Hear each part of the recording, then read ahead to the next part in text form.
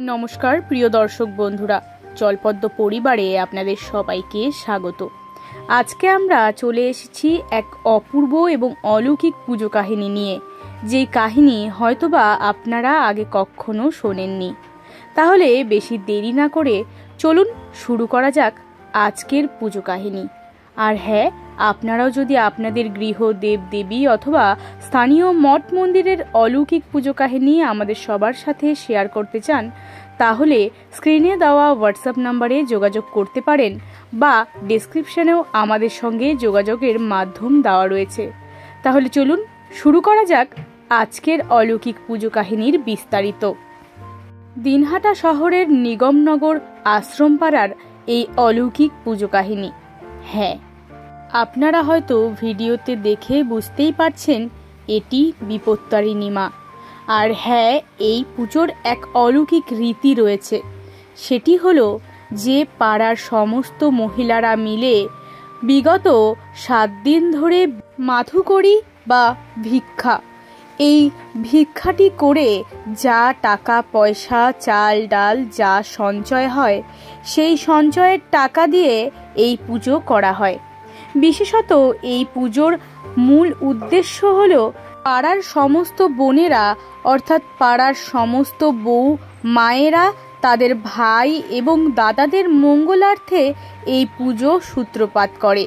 এই পুজোর 7 দিন আগে থেকে ভিক্ষে করে টাকা সঞ্চয় করে তারপর পুজোর ঠিক 3 দিন আগে থেকে নিরামিষ খেতে হয় তাদের। নিরামিষ খেয়ে তার 3 দিন পরে এই পুজো সুসম্পন্ন হয়। পুজোতে ঠাকুরের জন্য সমস্ত জিনিস সেই ভিক্ষের টাকা দিয়েই করতে হবে। আর মায়েরা এবং বউয়েরা যে শাড়ি গহনা পরবে সেটি সম্পূর্ণরূপে ভাইদের দেওয়াই হতে হবে। ভাইদের দেওয়া বস্ত্র পরিধান করে এই পুজো সুসম্পন্ন করতে হয়। মা বিপত্তারিণী যাতে পাড়ার সকল মহিলাদের ভাইদের মঙ্গল করেন বা তাদের সমস্ত রকম বিপদ থেকে উদ্ধার করেন, সেই আশা করেই এই পুজো সুসম্পন্ন করা হয়। আর এই রীতি শুধুমাত্র যে দিনহাটার নিগমনগরেই দেখা যায় তা কিন্তু নয়, পশ্চিমবঙ্গের অনেক গ্রাম অঞ্চলে এই পুজোর রীতি রয়েছে। সাধারণভাবে যদি দেখতে চান তাহলে দেখতে পারবেন এই পুজো কিন্তু খুব বেশি পুরনো নয়, কিন্তু মায়ের পুজো অনেক পুরনো। আমাদের সাথে এই সম্পূর্ণ ভিডিওটি আমাদের এক সাবস্ক্রাইবার শেয়ার করেছেন, তার জন্য ওনাকে অসংখ্য ধন্যবাদ আমাদের এই পুজো কাহিনীটি সম্পূর্ণ শেয়ার করার জন্যে।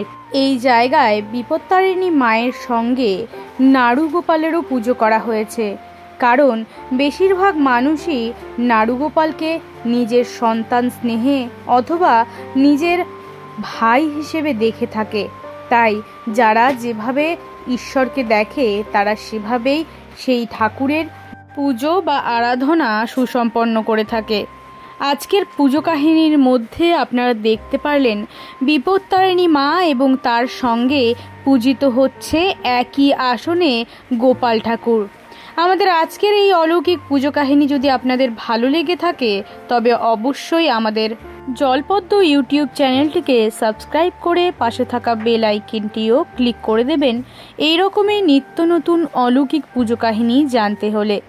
আজকের পুজো কাহিনীর বিস্তারিত ভিডিও এবং সম্পূর্ণ ইতিহাস আমাদের সঙ্গে শেয়ার করার জন্য আমাদের দর্শক বন্ধুকে এবং আমাদের সাবস্ক্রাইবার বন্ধুকে অসংখ্য ধন্যবাদ। ভিডিওটি ভালো লাগলে এভাবেই আমাদেরকে ভালোবাসা দেবেন এবং আমাদের পাশে থাকবেন। জয় মা বিপত্তারিণী, মা সকলের মঙ্গল করুক।